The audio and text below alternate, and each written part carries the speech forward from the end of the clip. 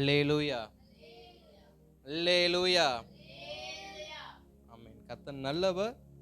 உங்கள் யாவரையும் இயேசுவின் நாமத்தில் அன்போடு வாழ்த்துகிறேன். கர்த்தருடைய கிருபை உங்களோடு கூட இருந்து உங்களை நடத்தும்படியாக நான் தொடர்ந்து உங்களை வாழ்த்துகிறேன், ஆசீர்வதிக்கிறேன். கர்த்தர் நல்லவர். ஆமென். தொடர்ந்து நாம் கர்த்தருடைய வார்த்தைக்கு நேராக நாம் போகலாம். எத்தனை பேர் கர்த்தருடைய வார்த்தையை கேட்க ஆவலோடு இருக்கிறீங்க? ஆமென். எத்தனை பேர் இன்றைக்கு கர்த்தர் நம்மோடு நிச்சயம் பேசுவார் அப்படின்னு நம்புறீங்க? ஆமென். கர்த்தர் நல்லவர். ஆமென். நீங்கள் உங்கள் மன விருப்பத்தின்படியே இன்று நிச்சயம் கர்த்தர் உங்களோடு பேசுவார் என்று நான் நம்புகிறேன். கர்த்தர் நல்லவர். ஆமென். வாசிக்கலாம், ஒரு வேத பகுதியை வாசிக்கலாம்.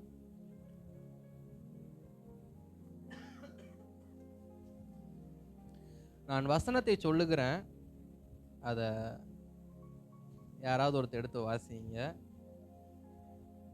மான்கள் நீரோடை வாஞ்சித்து கதறுவது போல்.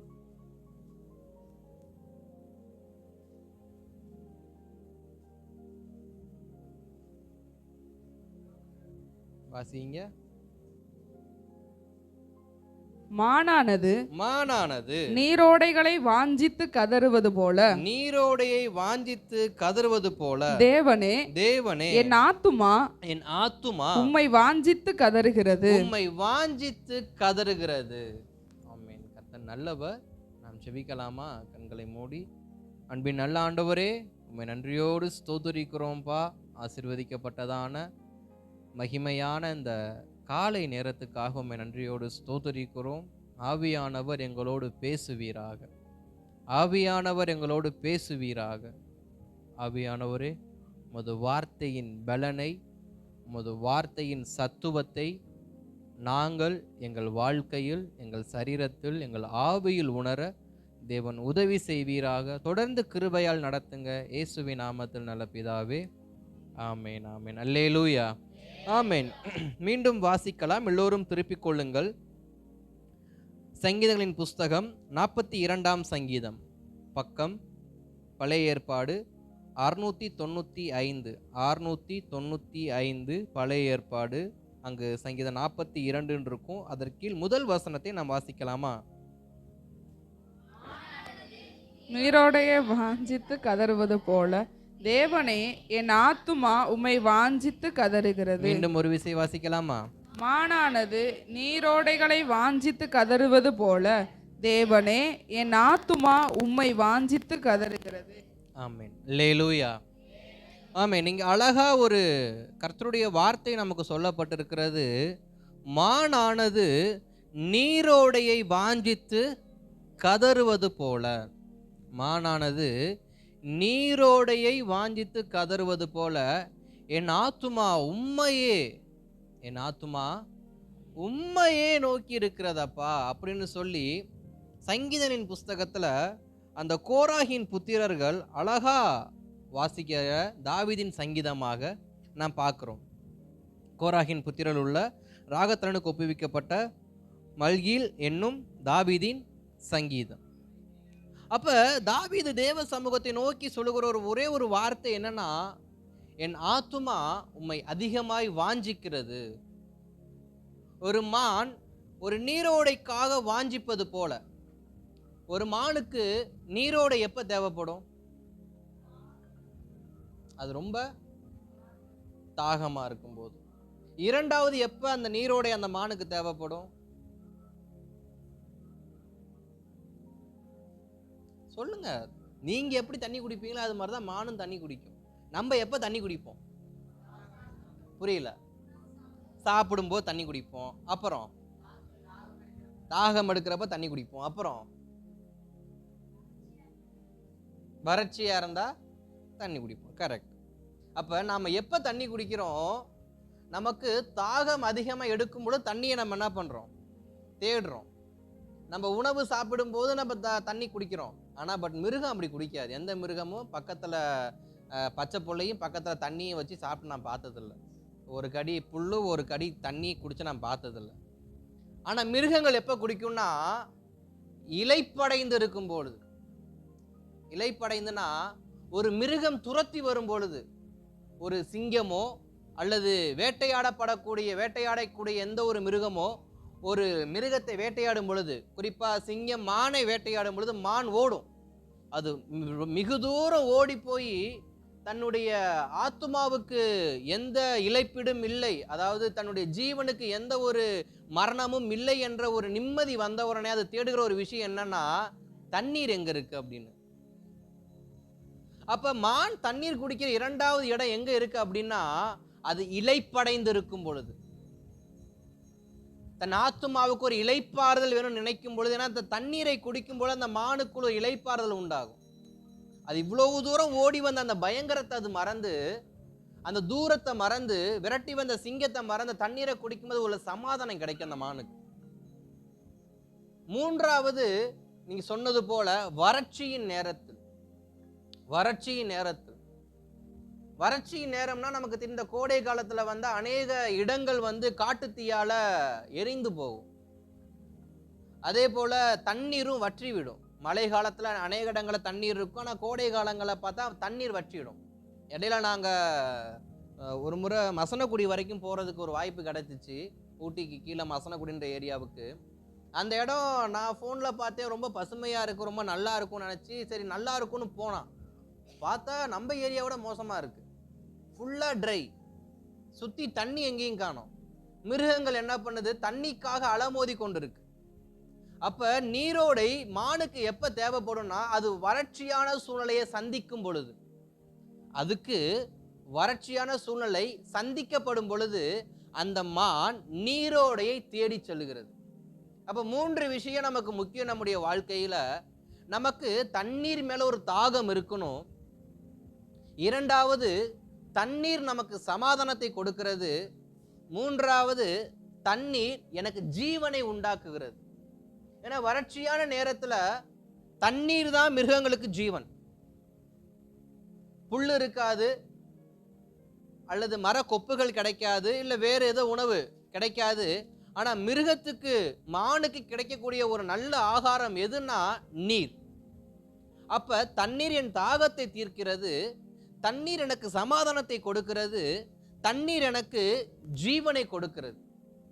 இந்த நீரோடை என்கிற வார்த்தையை கொண்டு இன்றைக்கு நான் கர்த்தருடைய வார்த்தை உங்கள் மத்தியில நான் பிரசங்கிக்க போறேன். அல்லேலூயா. அப்போ ஒரு மானுக்கு நீரோடை எந்த அளவுக்கு முக்கியமோ, நம்முடைய வாழ்க்கையில ஒரு நீரோடை என்பது நமக்கு தேவைப்படுகிறது. நம்முடைய வாழ்க்கைக்கு ஒரு நீரோடை தேவைப்படுகிறது. எதற்காக? அந்த மானை போல நம்முடைய வாழ்க்கையிலையும் அநேகத்தில் சில நேரங்களில் தாகத்தை தீர்ப்பதற்கு நமக்கு ஒரு நீரோடை தேவைப்படுகிறது. நமக்கு சமாதானத்தை கொடுக்க ஒரு நீரோடை தேவைப்படுகிறது. நமக்கு ஜீவனை காப்பாற்றுவதற்கு நமக்கு ஒரு நீரோடை தேவைப்படுகிறது. அல்லேலூயா. எத்தனை பேருக்கு ஒரு சமாதானமான நீரோடையை தேடிக்கொண்டு இருக்கிறீங்க? எத்தனை பேர் ஜீவனை காப்பாற்றிக் கொள்வதற்காக நீரோடை தேடிக்கொண்டிருக்கிறீங்க? எத்தனை பேர் தாகத்தை தீர்த்துக்கொள்ள நீரோடை தேடிக்கொண்டு இருக்கிறோம்? நம்முடைய வாழ்க்கையில ஒவ்வொரு நாளும் இந்த 3 காரியங்களை நாம் கடந்து போகாமல் இருந்தது கிடையாது. சில சமயங்கள் நமக்கு தாகம் அதிகமா இருக்கும், அதாவது தேவைகள் அதிகமா இருக்கும். அந்த தாகம் அடங்குவதற்கு நமக்கு ஒரு நீரோடை தேவை. நமக்கு சமாதானம் இல்லாம இருக்கும், விரட்டி அடிக்கப்பட்டிருப்போம், இல்ல துன்புறுத்தப்பட்டிருப்போம், இல்ல வேட்டையாடப்பட்டிருப்போம், இல்ல வார்த்தையால் அந்த அம்பால நம்ம என்ன பண்ணப்பட்டிருப்போம், விரட்டப்பட்டிருப்போம். ஓடி ஓடி ஓடி ஓடி மூச்சு வாங்கி நிக்கிறவனுக்கு என்ன தேவைப்படுது? இளைப்பாறுதல். இளைப்பாறுதல் தேவைப்படுது. அந்த சமாதானமான அந்த இளைப்பாறுதலுக்கு தேவை என்ன? அந்த தண்ணீர். அப்ப நம்முடைய வாழ்க்கையில அநேக நேரத்துல ஓடுறோம். ஏன் ஓடுறோம் தெரியாது, எதுக்காக ஓடுறோம் தெரியாது, யாருக்காக ஓடுறோம் தெரியாது, அதை நம்ம யாருக்கு கொடுக்க போறோம்னு தெரியாது. ஆனா ஓடுவோம். அந்த ஓட்டத்தின் முடிவில் எப்படி இருக்கும்? நான் ஓடி என்னத்தை சாதிச்சேன்? ஆனா அப்போஸ்தலனாகிய பவுல் அழகா சொல்லுவார், என் ஓட்டத்தை ஓடினேன், முடித்தேன், விசுவாசத்தை காத்துக்கொண்டேன். இது நிமித்தம் எனக்கு எது வைக்கப்பட்டிருக்கிறது? நீதியின், அந்த தேவனுடைய நீதியின் அந்த வெகுமதி எனக்கு என்ன பண்ணப்பட்டிருக்கு? வைக்கப்பட்டிருக்குன்னு சொல்லி அப்போஸ்தலனாகிய பவுல் அழகா சொல்லுவார். அப்ப நம்முடைய ஓட்டம் சமாதானமாய் முடிய நமக்கு ஒரு நீரோடை தேவைப்படுகிறது. பவுலை போல ஒரு சமாதானத்தை பெற்றுக்கொள்ள ஒரு நீரோடை எனக்கு வேணும். மூன்றாவது, ஜீவனை காப்பாற்றிக் கொள்வதற்கு அநேக நேரங்களில் வறட்சி வரும். அந்த வறட்சியின் நேரங்கள் நம்மை காப்பாற்றுவது எது? நீரோடை. எலியாவின் காலத்துல ஒரு பெரிய பஞ்சம் நமக்கு நல்லா தெரியும். 3 வருஷம் 6 மாதம் தேசத்தின் மழை பெய்யாதபடிக்கு தேவன் வானத்தை அடைத்து போட்ட சம்பவம் நமக்கு நன்றாக தெரியும். அந்த சம்பவத்திற்கு பிற்பாடு யார் காப்பாற்றப்பட்டா? எலியா காப்பாற்றப்பட்ட. எலியா எங்க வச்சு காப்பாற்றப்பட்டார்னு வேதம் சொல்லுகிறது. எங்க? கேரித் ஆற்றங்கரையில். அதற்கப்புறம் தான் சாரிபாத் வீடு. ஃபர்ஸ்ட் எங்க வச்சு காப்பாற்றுறார் ஆண்டவர்? கேரித் ஆற்றங்கரை, அந்த நீரோடை அருகே வைத்து முதலாவது எலிசாவை காப்பாற்றுகிறார். அந்த நீரோடை வற்றினதற்கு அப்புறமாகத்தான், இன்னும் சொல்லப்போனா அந்த நீரோடையை வற்ற வைத்து இன்னொருவருக்கு உதவி செய்யும்படியாக, அந்த நீரோடை இருக்கிற வரைக்கும் எலியா என்ன பண்ண மாட்டாரு? இந்த இடத்தை விட்டு போக மாட்டாரு. சோ இவருடைய தேவை இன்னொருவருக்கு தேவைப்படுவதனால அந்த வற்றாத நீரூற்றாகிய கேரித் ஆற்று நீரையும் தேவன் வற்ற வைத்து எங்க கொண்டு போறாரு? சாரிபாத் வீட்டிற்கு. அப்ப உலகம் முழுவதும் என்ன இருக்கு? பஞ்சம் இருக்கு. ஏன்னா அந்த காகத்தால எலியா போஷிக்கப்பட்ட அந்த அப்பத்தை விட்டுருங்க. ஏன்னா தேசம் முழுக்க பஞ்சம். மாவு கிடையாது, அரிசி கிடையாது, கேழ்வரகு கிடையாது, சோளம் கிடையாது, எதுவுமே கிடையாது. தின்றதுக்கான சோர்ஸ், அதாவது சமையல் பண்ணுவதற்கான சோர்ஸ் எதுவுமே கிடையாது.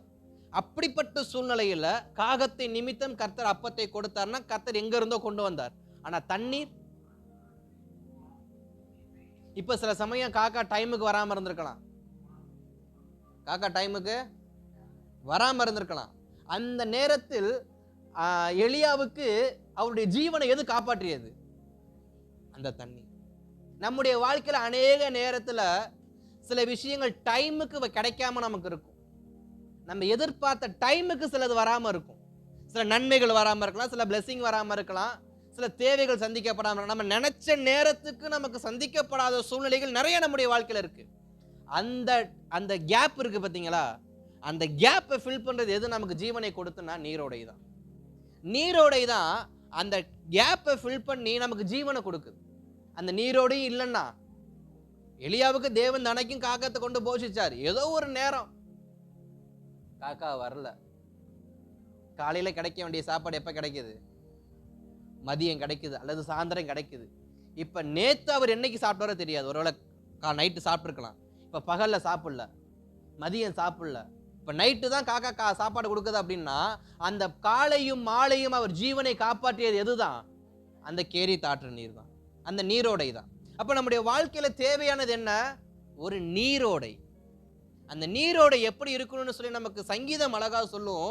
சங்கீதம் 1ஆம் சங்கீதத்தை நம்ம வாசிக்கலாமா? 1ஆம் சங்கீதத்தின் 3-4 வசனம் நினைக்கிறேன், வாசிங்களேன். நீர்ப்பாய்ச்சல் வரம் நடப்பட்டு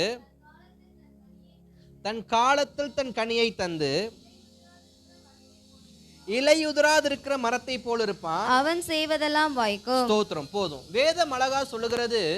சங்கீதம் 1:3, அவன் நீர்க்கால்கள் ஓரமாய் நடப்பட்டு தன் காலத்தில் தன் கனியை தந்து இலையுதிராதிருக்கிற மரத்தை போல் இருப்பான், அவன் செய்வதெல்லாம் வாய்க்கும். நம்முடைய வாழ்க்கையில சங்கீதம் 1 சொல்லப்பட்ட முதல் 2 வசனம், அதை மறுபடியும் வாசிங்களேன். துன்மார்க்குடைய ஆலோசனை நடவாமலும் பாவிகளுடைய வழியில் நில்லாமலும் பரியாசக்கார உட்காரும் இடத்தில் உட்காராமலும் கர்த்தருடைய வேதத்தில் பிரியமா இருந்து இரவும் பகலும் அவருடைய வேதத்தில் தியானமா இருக்கிற மனுஷன் பாக்கியவான். ஸ்தோத்திரம். வேதம் சொல்லுகிறது, நீ துன்மார்க்கருடைய ஆலோசனையில் நடவாமல், பாவிகளுடைய வழியில் நில்லாமல், பரியாசக்கார உட்காரும் இடத்தில் உட்காராமல். இந்த 3 நம்முடைய வாழ்க்கையில இருக்கு. ஆமா தானே? ஆமாவா இல்லையா? ஆமா. அப்ப ஆமான்னு மண்டையாட்டணும். அப்ப நம்முடைய துன்மார்க்கத்தனமான வாழ்க்கை நம்ம கிட்ட இல்ல, பரியாசம் பண்ற வாழ்க்கை நம்ம கிட்ட இல்ல. அடுத்து என்ன போடப்பட்டிருக்கு? பாவி, அந்த நான் ஒரு பாவி என்கிற அந்த வாழ்க்கை நம்ம கிட்ட இல்ல. இந்த 3 இல்லாம இருக்கிறதுனால என் வாழ்க்கையில நீரோட எனக்கு கிடைக்குமா? நான் கேட்கிற கேள்வி இதுதான். என்னுடைய வாழ்க்கையில பாவம் இல்ல, என் வாழ்க்கையில துன்மார்க்கம் இல்ல, என் வாழ்க்கையில பரியாசம் இல்ல, நான் யாரையும் பரியாசம் பண்ணல, என்னையும் யாரும் பரியாசம் பண்ணல, நானும் யாருக்கும் பாவத்தை விளைவிக்கல, எனக்கும் யாரும் பாவத்தை விளைவிக்கல, நானும் யாருக்கும் துன்மார்க்கமான காரியத்தை கற்றுக் கொடுக்கல, எனக்கும் யாரும் துன்மார்க்கத்தை கற்றுக் கொடுக்கல. அப்படிப்பட்ட வாழ்க்கை வாழ்ற எனக்கு நீரோடை உண்டாகுமா? ஏன்?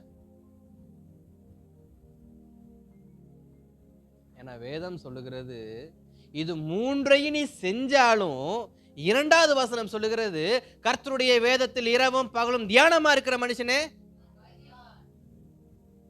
அவன் நீர்க்கால்களோடு நாட்பட்டு தன் காலத்தில் தன் கனியை தந்து இலையுதிரா மரத்தை போல் இருப்பான்.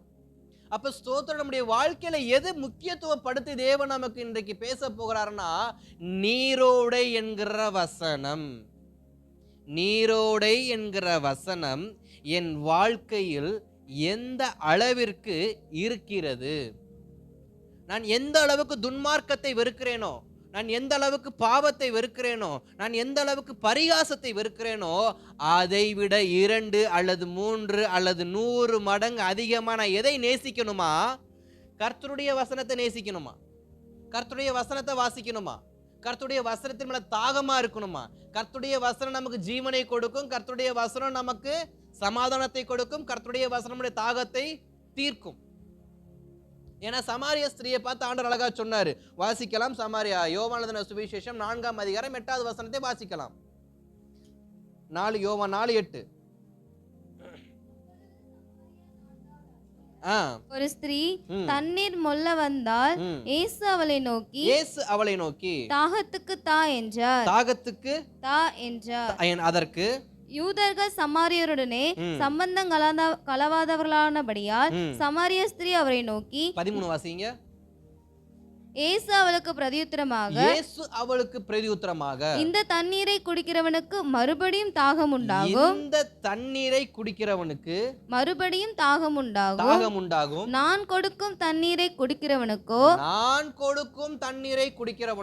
ஒரு காலம் தாகம் உண்டாகாது. ஸ்தோத்திரம்.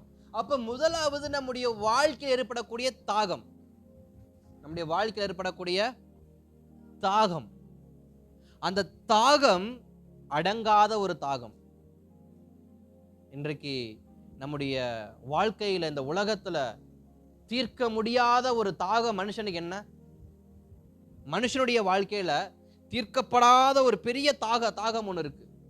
அந்த தாகத்தை இன்ன வரைக்கும் எந்த மனுஷனாலையும் பூர்த்தி செய்ய முடியல. எந்த மனுஷனுக்கும் பூர்த்தி செய்ய முடியல. அந்த ஒரு தாகம், அது என்ன தாகம்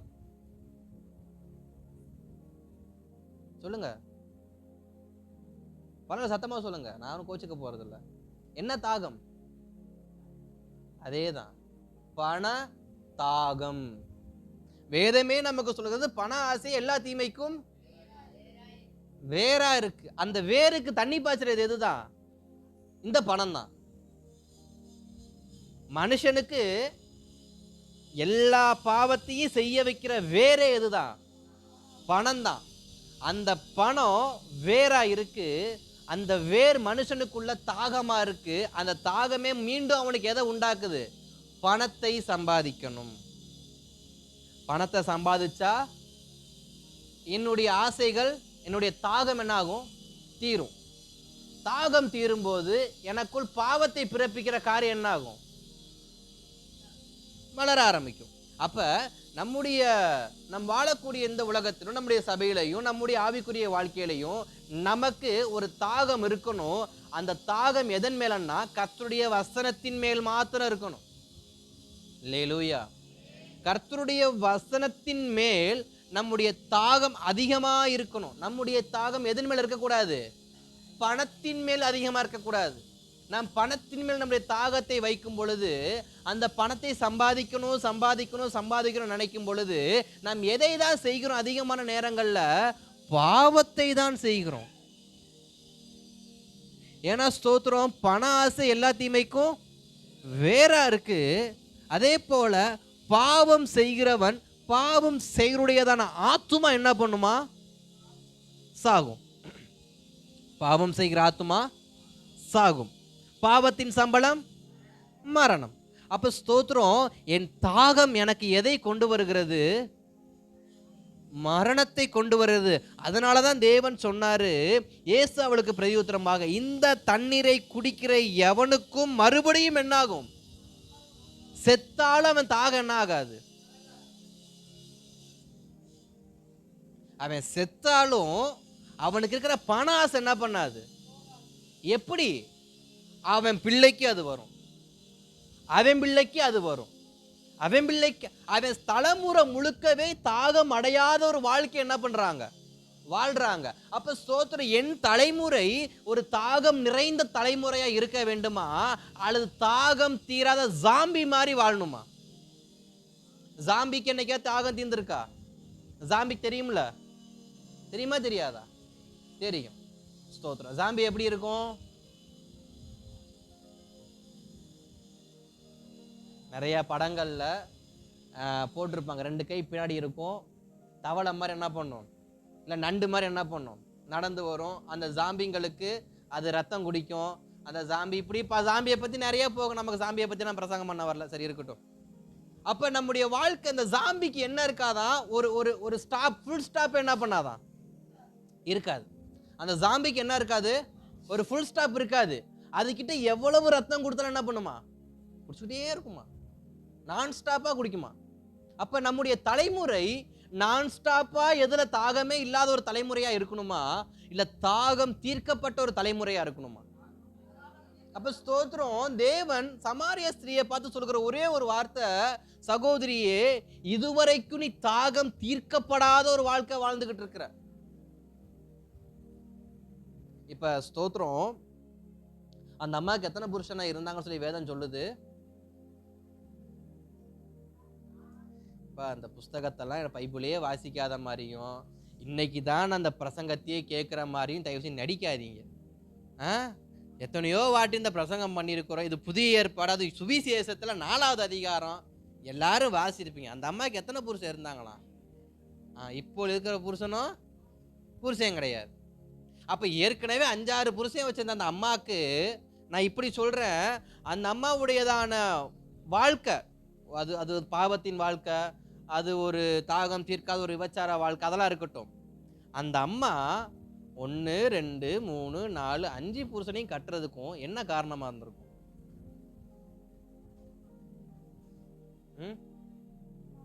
அதேதான். அந்த அம்மா ஃபர்ஸ்ட் ஒரு மேரேஜ் பண்ணாங்க, பைசா பத்தல. அடுத்த மேரேஜ் பண்றாங்க, பத்தல. அடுத்த மேரேஜ் பத்தல, அடுத்த மேரேஜ் பத்தல. இப்ப அந்த அம்மாக்குள்ள என்ன இருக்கு? நம்ம நினைக்கிற மாதிரி அந்த அம்மாக்குள்ள விபச்சாரத்தின் ஆவி இருந்துச்சுன்னு எனக்கு தெரியல. அந்த அம்மாக்குள்ள பணத்தின் ஆவி என்ன பண்ணிருக்கு, இருந்திருக்குன்னா உறுதியா சொல்லலாம். இன்றைக்கு பணத்தை பார்த்த உடனே புருஷன் தெரிய மாட்டேங்குது, பணத்தை பார்த்தா பொண்டாட்டி தெரிய மாட்டேங்குது, பணம் இருந்தா போதும். ஸ்தோத்திரம், நிறைய அனுபவம் போல இருக்கட்டும், கர்த்தர் நல்லவர். அப்ப நம்முடைய வாழ்க்கையில எது அதிகமா இருந்தா நமக்கு எது தெரியறது இல்ல, பணம் அதிகமா தேவைப்படும் பொழுது என் வாழ்க்கை முறை எனக்கு சரியா தெரிய மாட்டேங்குது. எனக்கு பணம் முக்கியம் என்றால் நான் வாழக்கூடிய வாழ்க்கை சரியா தப்புன்னு எனக்கு தீர்மானம் பண்ண முடியல. இந்த சமாரிய ஸ்திரீ இத்தனை வருஷமா வாழ்ந்துகிட்டு இருக்கிறாங்க, 6 புருஷன் கட்டிட்டாங்க, 7வது புருஷனுக்கு ரெடி ஆயிட்டாங்க. ஆனா இது தப்புன்ற உணர்வு அவங்களுக்கு என்ன பண்ணல. ஏன்? பண ஆசை, பணத்தின் தாகம். இப்ப இந்த சமாரிய ஸ்திரியை பார்க்கிற ஒருவேளை அவங்க உறவினர்களோ அல்லது சிறு பிள்ளைகளோ அல்லது அவளுக்கு பிறக்கக்கூடிய பிள்ளைகளோ தாயை போலவே பிள்ளை இருந்தா அந்த தலைமுறை என்ன ஆகும்? அந்த தலைமுறைக்கு என்ன பேர் வைப்பாங்க இந்த உலகம்? அந்த தலைமுறையே தேவ சமூகத்துக்கு வராம என்ன பண்ணிரும், ஓடிரும். அதனாலதான் தேவன் அந்த சகோதரியை பார்த்து சொன்ன வார்த்தை, இது உன் தாகத்தை தீக்காது, இது உன் தாகத்தை தீக்காது. அப்ப அந்த சகோதரி பார்க்கறப்ப என் தாகத்தை தீர்க்கக்கூடிய விஷயம் எதுதான்? நான் கொடுக்கிற தண்ணீரை குடிச்சுப்பாரு, நான் கொடுக்கிற நீரோடைய குடிச்சுப்பாரு, உனக்கு தாகம் என்ன பண்ணாது, வராது. நம்முடைய வாழ்க்கையில சில தாகம் வரணும். அந்த தாகம் எதன் மேலன்னா கர்த்தருடைய வசனத்தின் மேல். கர்த்தருடைய வசனத்தை நம்ம என்ன பண்ணுமா, தேடி வாசிக்கணுமா. அந்த வசனத்தை நம்ம என்ன பண்ணுமா, தேடி வாசிக்கணுமா. ஏன்னா கர்த்தருடைய வார்த்தைக்கு ஜோடு வசனம் இல்லாமல் இந்த பைபிள் எந்த வசனமும் கிடையாது. அந்த ஜோடு வசனத்தை நம்ம எவ்வளவாய் தேடி தேடி வாசிக்கிறோம், எவ்வளவு தாகத்தோட வாசிக்கிறோம், எவ்வளவு தாகத்தோடு வாசிக்கிறோம், அது ரொம்ப முக்கியம். ஏன்னா நம்ம நினைக்கிறோம், நமக்கு சிலருக்கு பண தாகம்னு நான் சொன்னேன், சிலருக்கு சரீர சுகத்திற்கு சில தாகம் என்ன பண்ணும். எனக்கு சரீரம் சுகமாகணும், நிறைய பிரயாசப்படுவாங்க, பலவீனம் சுகமடைய நிறைய பிரயாசப்படுவாங்க, அது ஒரு விதமான தாகம் தான். அந்த தாகம் தீர்க்கப்படுவதற்கு கர்த்தருடைய வார்த்தையினால நமக்கு என்ன ஆகுமா? சுகம் உண்டாகும். அவருடைய வார்த்தையினால நமக்கு சுகம் உண்டாகும். எப்படி வார்த்தையினால் சுகம் உண்டாகும்னா, அந்த வார்த்தையை கேட்கும் பொழுது எனக்குள்ள ஒரு விசுவாசம் வரணும். வார்த்தையை கேட்கும் பொழுது எனக்குள்ள ஒரு விசுவாசம் வரணும். எப்படி? நான் கர்த்தருடைய வசனத்தை நான் விசுவாசத்தோடு வாசிக்கணும். எந்த விசுவாசத்தோடு நான் ஒரு பகுதியை வாசிக்கிறேன், அந்த பகுதியில சொல்லப்படுகிற ஆரோக்கியம் எனக்கு கிடைக்கணும்னு நான் விசுவாசிக்கணும். நான் ராஜாக்கள் புஸ்தகத்தில் நாகமானுடைய சம்பவத்தை வாசிக்கிறேன்னு வச்சுக்கோங்களேன், எனக்கு தீர்க்கப்படாத ஒரு வியாதி இருக்கு, நான் எவ்வளவோ அலைந்து திரிந்து எனக்கு அந்த வியாதி சுகமாகலை. அப்போ நான் அந்த நாகமான் புஸ்தகத்தை நான் வாசிக்கிட்டு இருக்கிறேன். இப்படி நாகமான் புஸ்தகத்தில் சொல்லப்படுகிறது, ஒரு நாகமானுடைய வீட்டில் இருக்கிறதான ஒரு சின்ன பொண்ணு சொல்றாங்க, இந்த இஸ்ரவேல் தேசத்துல ஒரு தீர்க்கதரிசி இருக்காப்ல, அவரை போய் பார்த்தீங்கன்னா உங்களுக்கு குஷ்டரோகம் சுகமாகணும்னு சொல்றாங்க. இப்போ நான் உடனே போய் அந்த தீர்க்கதரிசியை நான் பார்க்கிறேன். அந்த தீர்க்கதரிசி சொல்றாரு, தீர்க்கதரிசி நான் கேட்கிறேன், உமக்கு என்ன வேணும்? என்னை சுகமாக்குறதுக்கு உங்களுக்கு என்ன வேணும் நான் கேட்கிறேன். அதுக்கு தீர்க்கதரிசி சொல்றாரு, நீ எதுவுமே கொடுக்க வேணாம்ப்பா, நீ எதுவுமே கொடுக்க வேணாம். நீ என்ன பண்ண, நேரா போ, நதிக்கரை அங்க இருக்கு, அந்த குளத்துல போயிட்டு 7 முறை முங்கு, 7 முறை முங்கு, உனக்கு சுகமாயிருன்னு சொல்றாரு. இப்ப அந்த சாப்டரை வாசிக்கிற எனக்குள்ள என்ன வரணும்? கர்த்தருடைய வார்த்தையை நான் வாழ்க்கையில் அப்பியாசப்படுத்தும் பொழுது, செயல்படுத்தும் பொழுது எனக்கு தீராத வியாதியும் சுகமாகும் என்கிற விசுவாசத்தோடு அதனை என் வாழ்க்கையில அப்பியாசப்படுத்தணும். எக்ஸிக்யூட் என்ன பண்ணணும்? படிச்சுட்டு மூடி வைக்கிறதுக்கு கர்த்தருடைய வார்த்தை நம்ம கொடுக்கல. இப்ப நாகமான பார்த்து எலிசா சொன்ன வார்த்தை, நீ போய் யோர்தான் நதிக்கரையில போய் 7 முறை முங்கி எந்திரன உன்னுடைய குஷ்டரோகம் சொஸ்தமாகும் நாகமானுக்கு சொன்னா, அந்த நாகமான அந்த வார்த்தை என்ன பண்ணணும்? விசுவாசிச்சான்னு சொல்ல முடியாது, ஆனா செஞ்சான். விசுவாசித்ததோடு செஞ்சா இன்னும் பலன் அதிகமா கிடைச்சிருக்கும். பட் அவனுக்கு விசுவாசம் கொஞ்சம் கம்மி. ஏன்னா அவன் நினைச்சது ஒண்ணு, நடக்கிறது ஒண்ணு. அவன் கீழ்ப்படியதா செஞ்சான். நல்லா கவனிக்கணும், சாதாரண கீழ்ப்படிதலுக்கே தேவன் தீராத குஷ்டரோகத்தை சுகமாக்குவார்னா விசுவாசத்தோட கீழ்ப்படியும் போது, அல்லேலூயா, நம் சாதாரணமா கீழ்ப்படியும் பொழுதே நமக்கு சுகமாகுதுன்னா, விசுவாசத்தோடு நாம் கீழ்ப்படிந்தால், கர்த்தருடைய வசனத்துக்கு விசுவாசத்தோடு நாம் கீழ்ப்படிந்தால், நம் சரீரத்தில் நாம் எதையெல்லாம் வாஞ்சிக்கிறோமோ, நாம் எதையெல்லாம் தாகத்தோடு எதிர்பார்க்கிறோமோ அனைத்தையும் கொடுக்க நாம் ஆராதிக்கிற தேவன் அவர் உண்மை உள்ளவராக இருக்கிறார். அல்லேலூயா. ஆனா நம்முடைய தாகம் முழுக்க எதுல இருக்கு? பலவீனம்னா, சகோதரி அழகா ஒரு சாட்சி சொன்னாங்க, பலவீனம்னா நம்ம என்ன பண்ணிடுறோம்? கம்முன்னு வீட்டில் இருந்துக்கிறோம். கம்முன்னு. நான் எப்பயுமே கேட்குற ஒரே ஒரு கேள்வி, வேதாகமத்தில் சொல்லப்படுகிற ஒரே ஒரு விஷயம், வியாதியஸ்தர்களை சொஸ்தமாக்கினார்கள். யாரு? வியாதியஸ்தர்களை சொஸ்தமாக்கினார்கள் யாரு? வியாதியஸ்தர்கள் கைகளை வைத்தார்கள், அவர்களுக்கு சுகம் உண்டானது. யாரு கை வச்சாங்க? யாருக்கு சுகம் உண்டாச்சு? கர்த்தருடைய ஊழியக்காரங்க கை வைத்தாங்க, சுகமாச்சு. அங்கு மருத்துவம் கை வச்சு சுகமாச்சுன்னு நான் படிச்ச பைபிள் இல்லை. நீங்க படிச்ச பைபிள் இருக்கா? இல்ல. சரி, ரைட். ஆனா வியாதியஸ்தர்களுக்காக மருத்துவர்கள் இருக்கிறாங்க. ஆனா நான் எதை பார்க்கிறேன்னா, எவர்களெல்லாம் விசுவாசத்தோடு சபைக்கு வருகிறார்களோ அவர்களுக்கு தெய்வீக சுகம். விசுவாசம் இல்லாமல் மருத்துவமனையை தேடி போனா காசு கொடுத்து சுகம் என்பது இருக்கு. ஆனா தெய்வீக சுகத்திற்கும் பணத்தை கொடுத்து பெற்றுக்கொள்கிற சுகத்துக்கும் வித்தியாசம் இருக்கிறது. அப்ப நமக்கு பலவீனம்னு சொன்னா நம்ம முதல்ல எதை தான் தாகத்தோடு தேடி போறோம்? தலைவலி வந்தா எதை தான் எடுக்கிறோம்? அந்த 650 எங்கடா இருக்குன்னு தான் தேடுறோம். பேராசிட் 650, 550, 500 எங்க இருக்குன்னு தான் நம்ம என்ன பண்றோம்? ஃபர்ஸ்ட் போய் கை வைக்கிறோம். சிலர் ப்ரீ ப்ரிப்பரேஷனா வீட்டில் ஒரு அட்டை வாங்கி வச்சிருப்பாங்க. ப்ரீ ப்ரிப்பரேஷனா வீட்டில் ஒரு அட்டை இருக்கும். சளிக்கு ஒரு அட்டை மாத்திரை இருக்கும், தலைவலிக்கு ஒரு அட்டை மாத்திரை இருக்கும், டானிக் இருக்கும், எல்லாம் இருக்கும். ஆனா என்ன மட்டும்தான் இருக்காது? விசுவாசம் என்னும் தாகம், வசனம் என்கிற அந்த வசனத்தின் மேல் இருக்கிற விசுவாசமும் அந்த விசுவாசம் இருக்கிற தாகம் என்ன பண்ணாது, இருக்காது. ஆனா என்ன இருக்கும்? எந்த டாக்டரை பார்க்கலாம், எந்த டாக்டரோட அப்பாயின்மெண்ட் வாங்கி வைக்கலாம், என்ன செக்அப் பண்ணலாம், என்ன மாத்திரை வாங்கலாம், இந்த மாத்திரை போட்டால் சரியாகுமா, அந்த மாத்திரை போட்டால் சரியாகுமா, கூகுளில் வேற நம்ம செக் பண்ணிக்கணும். இப்போ வேற ஜிமினி வந்துருச்சா, சாட் ஜிபிடி வந்துருச்சா, டாக்டருக்கு போகிற வேலைலாம் போச்சு. ஹலோ, ஹாய் சிரியா, ஜிமினியா போட்டு ஹாய் எனக்கு தலைவலி, என்ன மாத்திரை போடலாம், எனக்கு வயசு 28 ஆகுது, எனக்கு பயங்கரமான தலைவலி, மூக்கடப்பாக இருக்குது, பின்மண்டையில் புறமண்டையில் வலி இருக்குது, நான் என்ன மாத்திரை சாப்பிடும், எந்த டானிக், யார்கிட்ட கேட்குறான்? அது என்ன பண்ணுது? அது ஒரு லிஸ்ட்டை கொடுத்துருது. அந்த லிஸ்ட்டை நேராக கொண்டு போய் எங்கே பண்ணிடுறான்? மெடிக்கல் ஷாப்பில் கொடுத்துட்றான். முடிஞ்சு போச்சு. இப்போ ஸ்தோத்திரம், நம்ம விசுவாசம் எதன் மேலே இருக்கு? சாதாரண தலைவலி கூடவே ஆண்டவர் போக மாட்டார். நம்ம ஆண்டவர் அவ்வளோ வீக்கான ஆண்டவரா? ஒரு ஜுரத்தை நீக்க மாட்டாரா?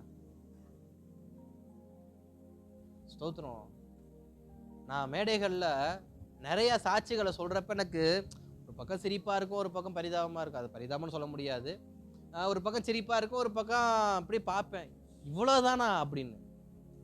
என்னன்னா, நான் எவ்வளவோ பிரபலமான ஊழியர்களுடையதான ஸ்டேஜில் ஏறி சொல்கிற முக்காவாசி சாட்சி என்னவா தான் இருக்கும்? யாரும் கேட்டது இல்லையோ? என்ன பலவீனம்? சூமின கை எதுவும் திரும்ப வளர்ந்துச்சுன்னு சொன்னாங்களா? என்னதான் சொல்லுவாங்க? எனக்கு பயங்கர தலைவலியா இருந்துச்சு, எனக்கு பயங்கரமான தலைவலியா இருந்துச்சு, எனக்கு பயங்கரமான வயிறு வலி, எனக்கு பயங்கரமான கால் வலி, இதை மட்டும்தான் சொல்லுவாங்களே தவிர என் கால் எலும்பு ஃப்ராக்சரா இருந்துச்சு அது சரியாச்சுன்னு சாட்சி சொல்லி நான் கேட்டது. எனக்கு வயிற்றுக்குள்ள கேன்சர் கட்டி இருந்துச்சு அது சரியாச்சுன்னு சொல்லி அதிகமாக கேட்டதில்லை. எல்லாரையும் சொல்றதை கேட்டால் எனக்கு தலைவலி இருந்துச்சு, தலைவலி, எல்லாருக்கும் தான் தலைவலி இருக்கு, யாருக்கு தான் தலைவலி இல்லாமல் இருந்திருக்கு. சரி சோத்ரா, அது வேண்டாம், நமக்கு சப்ஜெக்ட் கிடையாது, அது பேசவும் கூடாது, தப்பு. சரி இருக்கட்டும். அப்ப நமக்கு எதன் மேலதான் தாகம் அதிகமா இருக்கு? நம்முடைய சரீரத்தை குறித்து மருத்துவர். ஆனா வேதம் சொல்லுது, நான் கொடுக்கிறேன், அதை குடி, உனக்கு தாகமே வராது. அப்ப வசனம் நம்மை சுத்திகரிக்கிறது, வசனம் நம்மை புடமிடுகிறது, வசனம் நம்மை புதிதாக்குகிறது.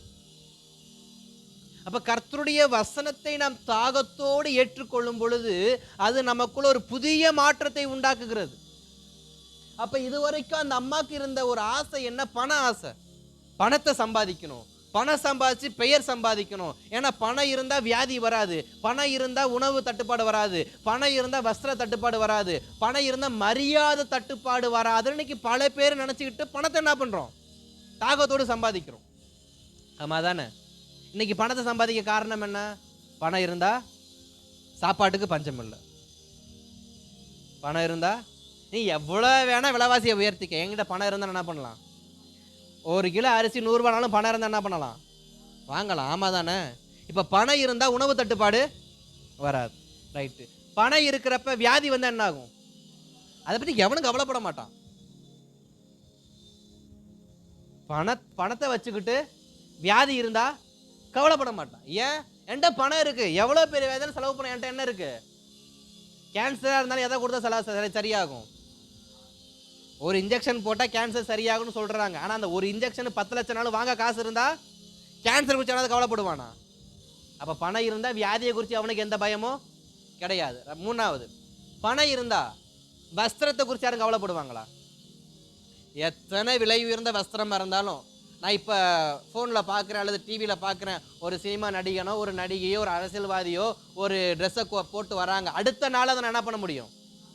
அப்போ எனக்கு ட்ரெஸ்ஸை குறித்து என்ன இல்லை? ஏன்? என்கிட்ட பணம் இருக்கு. 4வது, இருக்க இடம். நமக்கு மரியாதை கொடுக்கறதே எதுதான்? 3 விஷயம். 1, நான் போடுற ட்ரெஸ்ஸு, 2வது நான் வர வாகனம், 3வது நான் தங்கியிருக்க வீடு. இது 3 வச்சு தான் கழுத நமக்கு மரியாதை என்ன பண்ணுறாங்க? கொடுக்குறாங்க. ஆமா தானே? இது 3 இருக்க எது தேவைப்படுது? பணம் தான் தேவைப்படுது. இப்ப இந்த பணத்தை இவங்க சம்பாதிச்சதுக்கு அப்புறமா இவங்களுக்கு வண்டி பிரச்சனை கிடையாது, ட்ரெஸ் பிரச்சனை இல்லை, வீடு பிரச்சனை இல்லை. இப்ப இவனுக்கு பணம் இருந்தா எல்லாமே இவன் கையில இருக்கு. பணம் இருந்தா எல்லாமே இவன் கையில இருக்கு. அப்ப எல்லாமே இருக்கிறப்ப சொந்தக்காரன் போற எங்க தான் இருப்பான்? என் வீட்டு வாசல்ல தான் கிடப்பான். இந்த கோயில்ல உண்டக்கட்டை வாங்க போய் நிக்கிற மாதிரி என்ன பண்ணுவாங்க? டெய்லி நம்ம வீட்டுக்கு வந்துருவாங்க. அப்ப பணம் தான் மரியாதை நினைக்கிறவங்களுக்கு நான் சொல்ற ஒரு விஷயம், பணத்தால் எவனுக்கும் மரியாதை கிடைச்சதா சரித்திரம் கிடையாது. ஒரு தேவ மனிதர் அழகா சொன்னாரு, அவங்களுடைய தகப்பன் அப்பாவோட கூட பிறந்தவங்க மொத்தம் 9 பேர். அவங்க தகப்போடு சேர்ந்து கூட பிறந்த எத்தனை பேரு? 9 பேர். 9 பேருக்கும் நல்ல தோட்டம், நல்ல வயல், வீடு, ஆட்டு பண்ணை, இப்படி எல்லாமே ஒவ்வொரு பிள்ளைகளுக்கும் செப்பரேட்டா பிரிச்சு கொடுத்துருக்காங்க. அதுல இந்த ஊழியக்காரருடைய தகப்பன் என்ன பண்ணியிருக்காரு அப்படின்னா, நல்லா இருந்த மனுஷனுக்கு குடிக்கிற பழக்கம் ஆயிடுச்சு, வந்துருச்சு. எப்படியோ குடிக்க கத்துக்கிட்டார். குடிக்க கத்துக்கிட்டவர் கூட டெய்லி ஒரு 10 ஃப்ரெண்ட்ஸ் கூட இருக்கிறாங்க. டெய்லி ஒரு 10 அல்லது ஒரு 15, இல்லை குறைஞ்சது 5 எப்பயுமே கூட இருப்பாங்க. எப்பயுமே இவங்க கூட இருந்தவங்க ஒரு நாள் கூட இல்லை. எப்பவுமே இந்த 5 பேர் 10 பேர் 15 பேர் கூடவே இருந்தவங்க இப்ப 5 பேர் எனக்கு முன்னாடி இருக்கிறப்ப எனக்கு என்ன உண்டாகும்? என் பின்னாடி 5 பேர் வராங்க, எனக்கு என்ன உண்டாகும்?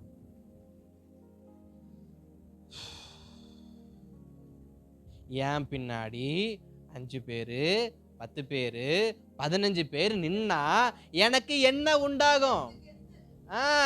வெளியில போறப்ப தன்னை போல என்ன ஆகும்? மரியாதை உண்டாகும். என்ன ஆகும்? பெரிய மரியாதை உண்டாகும். என் கூட 5 பேர் இருக்கேன், என் கூட 10 பேர் இருக்கேன். என்னைய பார்த்து 10 பேர் அண்ணே வணக்கம்னு சொன்னா அதை பார்க்குற 10 பேர் என்ன பண்ணுவான்? வணக்கனேன்னுவான். என்னைய பார்த்து 5 பேர் ரோட்ல போறப்ப வணக்கனேன்னு சொன்னா அடுத்த 5 பேர் என்ன பண்ணுவான்? ஐயோ பெரிய ஆள் போல வணக்கண்ணே, பெரிய தலைக்கட்டு போல வணக்கண்ணே.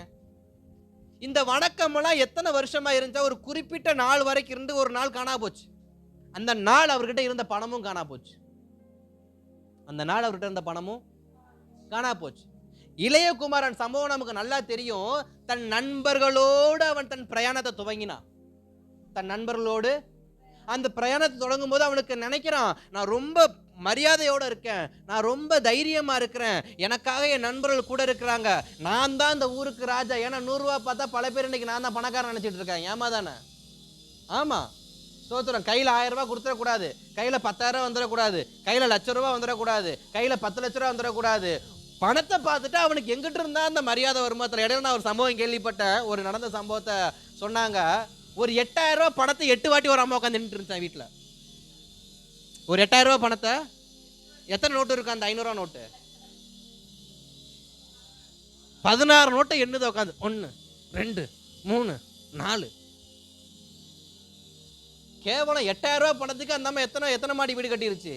8 மாடி வீடு கட்டி எண்ணிக்கிட்டு இருக்கு. இது எல்லாம் எது நாள் வரைக்கும்? அது தீந்து போற வரைக்கும். பணம் தீந்து போச்சு. இளையகுமாரன் பண்ணி கூட உக்காந்து சோறு தின்ன ஆரம்பிச்சான். நான் சொன்ன இந்த ஊழியக்காருடைய தகப்பன், அவர் பணம் இல்லாம தன் பிள்ளைகளோடு சேர்ந்து ஊர் விட்டு ஊர் வந்து ரொம்ப கஷ்டப்பட்டாராம். அந்த ஊழியக்கார் யாருன்னா, நம்ம ஏசி ஆவடியில் இருக்கிற தாமஸ் ஐயாவோட அப்பா தான் அந்த வேலையை பண்ணது. அவங்களுடைய சாட்சியில் அதை நான் கேட்டேன், அதனால நான் ஓப்பனாக சொல்றேன். அவங்க அப்பா கூட 9 பேர் பிறந்தும் 9 பேருக்கு நல்ல பங்கு கொடுத்திருந்தும் குடிப்பழக்கத்தினால நண்பரோடு சேர்ந்து குடிக்க ஆரம்பிச்சாங்க, சொத்தை இழந்துட்டாங்க. இப்ப ஊர்ல எவனும் மதிக்கல, ரொம்ப கீழ்த்தரம் நடத்த ஆரம்பிச்சாங்க. அப்ப நம்ம நினைக்கிறோம் பணம் தான் எனக்கு மரியாதை. இல்ல இல்ல இல்ல இல்ல இல்ல. ரூத்துக்கு பணம் இருந்துச்சா? ரூத்து தன்னுடைய அந்த நாட்டை விட்டு வரப்ப அவகிட்ட 1 ரூபா பணம் இருந்துச்சா? எப்படிப்பட்டவங்களா வந்தாங்க? ஒண்ணுமில்லாம தான் வந்தாங்க. இப்பவும் நான் சொல்றேன், பணத்தால தான் எனக்கு மரியாதை நினைச்சீங்கன்னா கண்டிப்பா அது கிடையாது.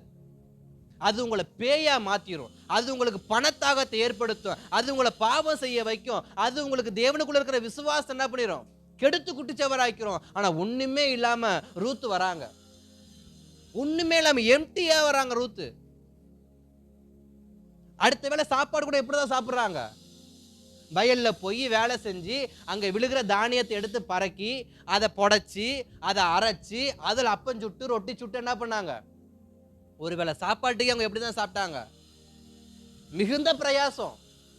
மிகுந்த அவமானத்தின் மத்தியில தான் ஒரு துண்டு அப்பம் சாப்பிட்டாங்க. ஆனா அவங்க விசுவாசம் என்ன பண்ணல? அவங்களுக்கு மரியாதை எது? நான் நம்புகிறது அவராலே வரும். நான் நம்புகிறது, அவங்க விசுவாசம், அவங்க தாகம் எல்லாமே எது மேலதான் இருந்துச்சுன்னா, நீ ஆராதிக்கிற தேவனை நான் ஆராதிக்கிறேன், நீ போகிற இடத்துக்கு நான் வரேன், நீ ஆராதிக்கிற நான் ஆராதிக்கிறேன். அந்த அம்மாக்குள்ள இருந்த ஒரே ஒரு தாகம், ஏகோவா தேவனை நான் பின்பற்றி வருவேன். அது மட்டும்தான் அந்த அம்மாவுக்கு இருந்த தாகம். அந்த ஒரு தாகத்தை பார்த்து அந்த அம்மாவுக்கு தேவன் மிகுந்த மரியாதையை கொடுத்தார். மிகுந்த செல்வாக்கோடு இருந்த இளையகுமாரன் பண்ணி கூட உட்கார்ந்து தவிட்ட தின்ன முடியாத அளவுக்கு விரட்டி அடிக்கப்பட்டான். ஆனா ஒண்ணுமே இல்லாம வந்த ரூத்துக்கு சரிக்கு சமமா யார் கூட உட்கார்ந்து சாப்பிடுறாங்க? வயலோட ஓனர் கூட உட்கார்ந்து சாப்பிடுறாங்க. வயலுடைய அதிபதி கூட யாரும் உட்கார்ந்து சாப்பிடல, எல்லாருமே தள்ளி நின்று சாப்பிடுறாங்க. எல்லாருமே அவங்க கொண்டு வந்த சாப்பாட்டை அவங்களுக்கு கொடுக்கப்பட்ட இடம், வேலையாட்களுக்கு கொடுக்கப்பட்ட இடத்துல உட்கார்ந்து சாப்பிடுறாங்க. ஆனா அந்த ரூத் மட்டும் எங்க சாப்பிடுறாங்க? கூடாரத்துக்குள்ள அந்த வயலுடைய எஜமானாகிய போவாஸ் அருகே உட்கார்ந்து அந்த ஆகாரத்தை அவங்க சாப்பிடுறாங்க. அப்ப எவ்வளவு மரியாதை! இந்த மரியாதை எங்க இருந்து வந்துச்சு? நம்ம சில பேர் சொல்லலாம், அந்த அம்மா ரொம்ப அழகா இருந்திருக்கும் அப்படின்னு. அப்படிலாம் கிடையாது. அழகுனால மரியாதை வர போறது கிடையாது, பணத்தினாலையும் மரியாதை வர போறது கிடையாது. மரியாதை என்பது என் தேவனால் மட்டுமே உண்டாகும். ஆனா ரூத்தை நானும் பார்த்ததில்ல, நீங்களும் பார்த்ததில்ல. ஸோ அந்த அம்மா அழகுன்னு சொல்ல முடியாது. ரூத்துடைய படத்தை பார்க்கறப்ப அழகான பெண்களை கொண்டு வந்து காட்டலாம், இதுதான் ரூத் அப்படின்னு. அப்படியும் இருக்க முடியாது.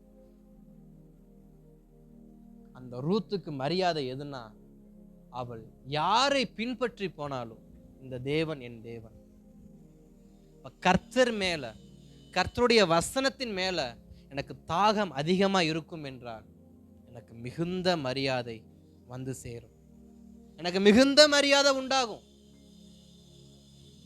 சூலமித்தியை குறித்து நமக்கு நல்லா தெரியும். சூலமித்தி எப்படிப்பட்டவங்க? அவங்க பார்க்க அழகா இருப்பாங்களா? அவங்க நிறம் என்ன? கருப்பு.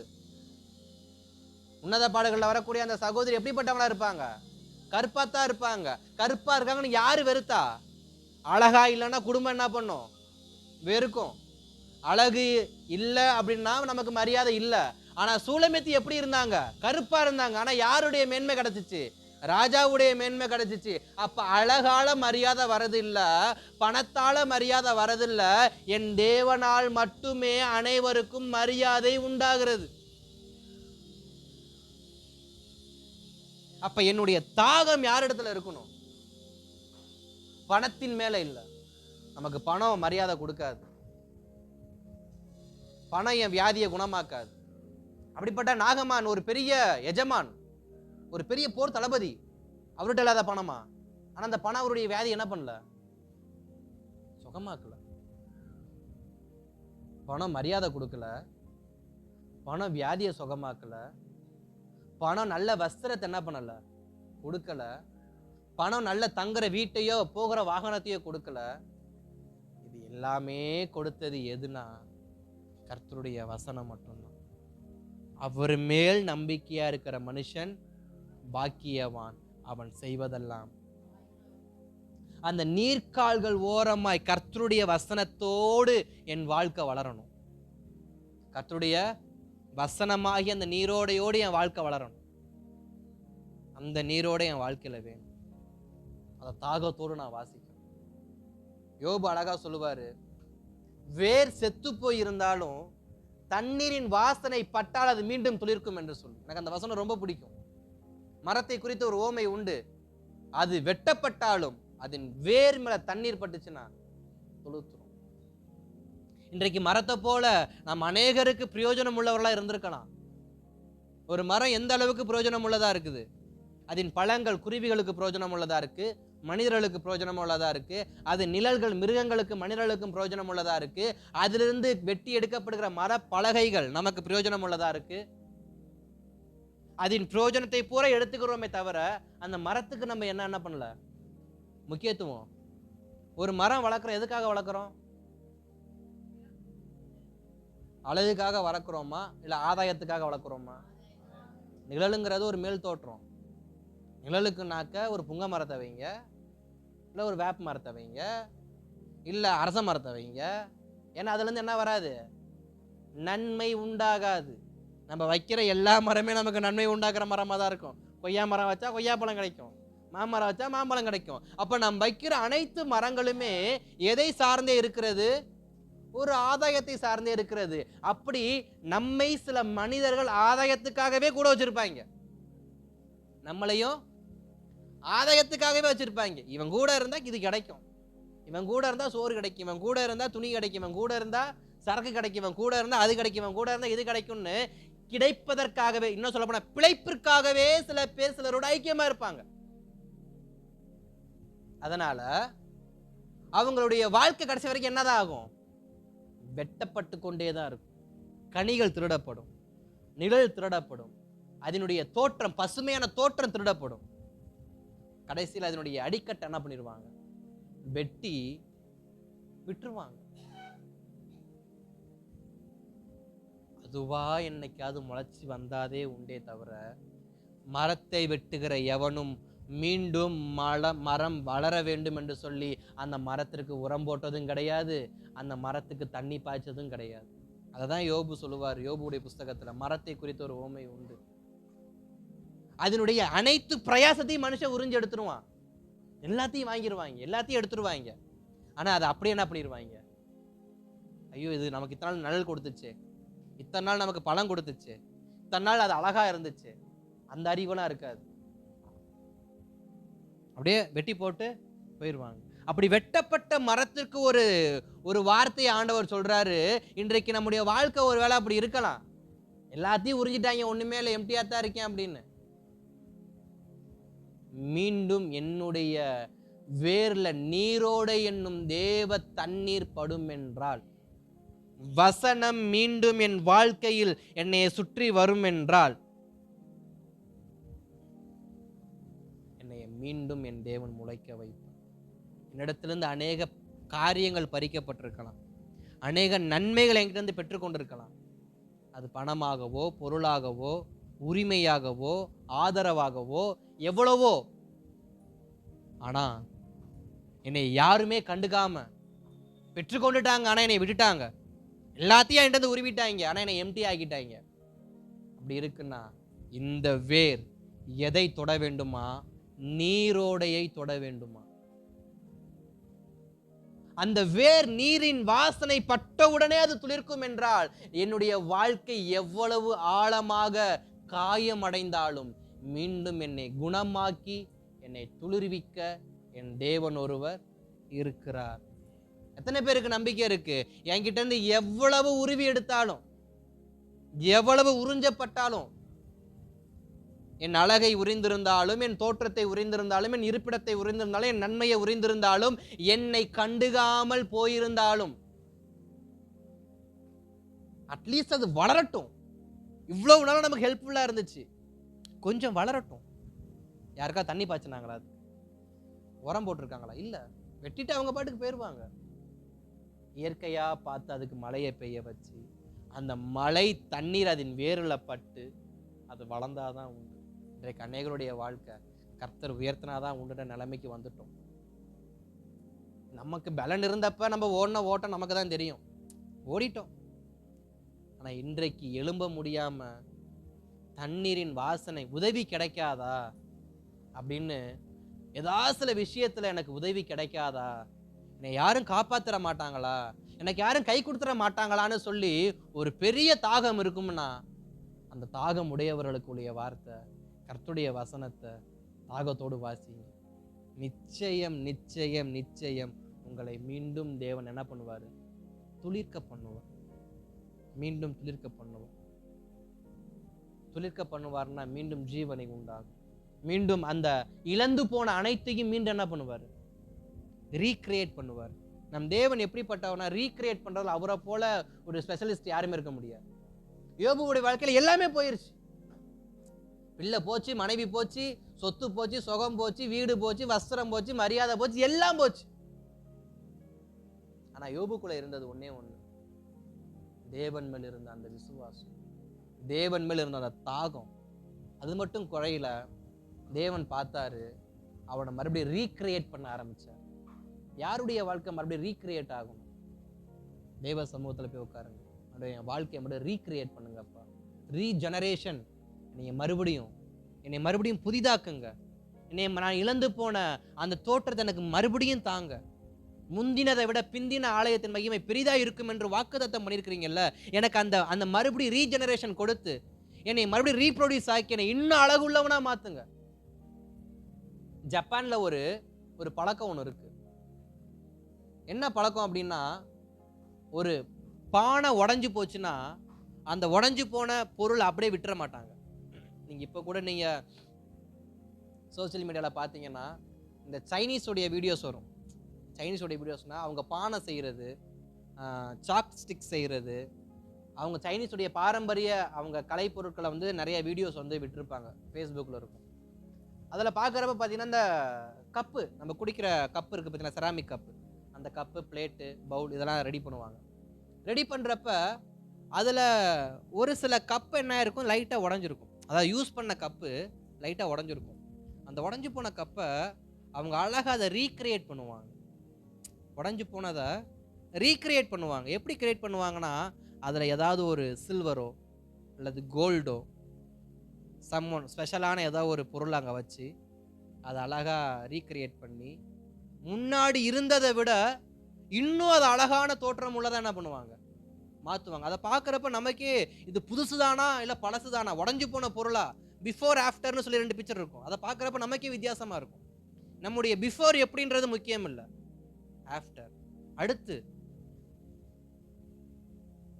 என் வாழ்க்கையில் என்ன நடக்க போகுது, அடுத்து என் ஆண்டவர் எப்படி உருவாக்க போறாரு, அந்த ரீக்ரியேட்டுக்கு அதுக்கு நான் என்ன பண்ணணும், என்னைய கொஞ்சம் அந்த தண்ணீரின் வாசனைக்கு என்னைய விட்டு கொடுக்கணும், நீரோடைக்கு விட்டு கொடுக்கணும். அந்த நீரோடை அருகே வளர்கிற மரம் தான் எப்படி இருக்கும்னு வேதத்தில் வாசிச்சோம். வாசிங்க மறுபடியும் 1 சங்கீதம் 1:3 வாசிங்க. சங்கீதம் 1:3 மறுபடியும் வாசிங்க. கொஞ்சம் மைக்கில் வாசிங்களேன்.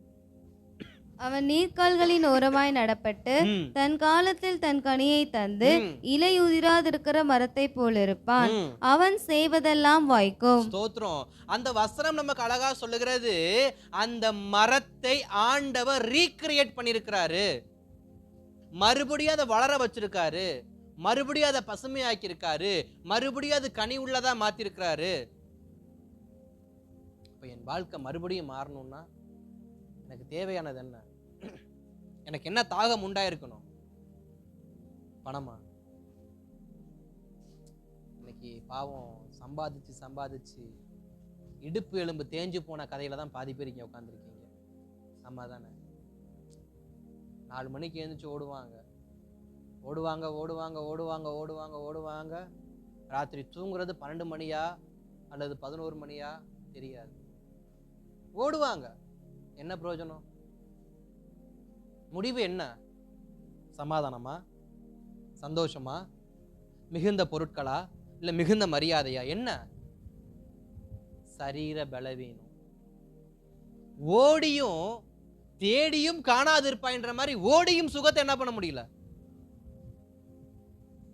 பணம் சம்பாதிச்சோம், சொந்த வியாதி என்ன பண்ண முடியல, சொந்த பலவீனத்தை என்ன பண்ண முடியல, சரி பண்ண முடியல. அப்ப ஓடி என்ன பிரயோஜனம்? அப்ப பணத்தின் மேல தாகமா இருந்து என்ன பிரயோஜனம்? ஆனா நமக்கு என்ன முக்கியம்? இப்ப இந்த ஜெனரேஷனுக்கு என்ன முக்கியம், இந்த காலத்துக்கு என்ன முக்கியம்? பணம் தான் முக்கியம். இல்ல, பணத்தை விட மேலான உன்னை நான் காமிச்சு கொடுக்க விரும்புறேன், அதுவே கர்த்தருடைய வசனம். அதான் சமாரியா ஸ்திரீக்கு சொன்னாரு, நான் கொடுக்கிறத குடிமா, இனி உனக்கு தாகம் உண்டாகாது. அந்த அம்மாவுக்கு மரியாதை உண்டாச்சு. அந்த அம்மாவை இன்னும் புதிய ஏற்பாடு புஸ்தகத்துல இயேசுவின் மரணத்துக்கு பிற்பாடு உயிர்த்தெழுதலுக்கு பின்பாக ஊழியத்துல அந்த அம்மா என்ன பண்ணாங்க, இன்வால்மெண்டா இருந்திருக்காங்க. அப்ப ஸ்தோத்திரம். நாம நம்முடைய வாழ்க்கையில எது மரியாதை நினைக்கிறோமோ அது மரியாதை கிடையாது. எது இருந்தா எனக்கு மரியாதை நினைக்கிறோமோ அது நமக்கு மரியாதையே கிடையாது. உலகம் சொல்லுவதை தேவ பிள்ளைகள் அதை உறுதிமொழியா எடுப்பீங்கன்னு சொன்னா நிச்சயம் உங்க வாழ்க்கையில தண்ணீருடைய வாசனை வருவது கொஞ்சம் கஷ்டமா தான் இருக்கும். ஏன்னா உணர முடியாது. ஏன்னா எனக்கு எதுதான் முக்கியம்? எனக்கு தண்ணீருடைய வாசனை விட என்னுடைய வாசனை எனக்கு இப்ப எதுதான் ரொம்ப என்னை ஈர்க்குது? பணத்தின் வாசனை தான் ரொம்ப அதிகமா ஈர்க்குது. இப்படி நான் சொல்ல விரும்புறேனே, கோடை காலத்துல மதியத்துல எந்த ஆகாரம் நமக்கு பெஸ்டா இருக்கும்? சொல்லுங்க சொல்லுங்க. முருங்கைக்காயா? சரி, ரைட். நம்ம அதிகமா எடுக்கிற ஒரு ஆகாரம்னா, நான் எடுத்தது பழைய சாதம், தயிர், பச்சை மிளகாய். இல்லைன்னா அதை அப்படியே மிக்சியில் போட்டு அடித்து குடிச்சிடுவேன். ஆமாம், கூலாக குடிச்சிடுவேன், இல்லை ஆகாரமாக சாப்பிட்ருவேன். அடிக்கிற வெயிலில், கோடை வெயிலில் எனக்கு நீராகாரத்தை விட எனக்கு பிரியாணி முக்கியம்னு யாருக்காவது போயிருக்கீங்களா?